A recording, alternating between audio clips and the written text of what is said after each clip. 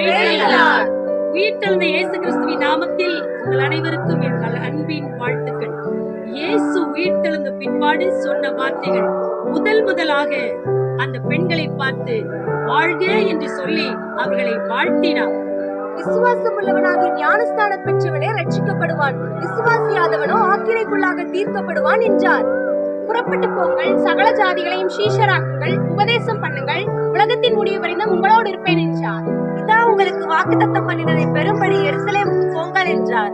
கூட்டப்பட்ட அறைக்குள் சீஷர்கள் பயந்திருக்கும் போது உங்களுக்கு சமாதானம் என்று சொல்லி அவர்கள் கலக்கங்களை மாற்றினார். பிள்ளைகளே வாருங்கள், போஜனம் பண்ணுங்கள் என்று சொல்லி பொரித்த மீனையும் அப்பத்தையும் எடுத்து ஆசீர்வதித்து அதை பிட்டுக் கொடுத்தார். பிள்ளைகளை புசிக்க ஏதாவது உண்டோ என்று கேட்டார். நீ ஏன் அழுகிறாய், யாரை தேடுகிறாய் என்று சொல்லி மரியாதை தண்ணீரை கொடுத்தார்.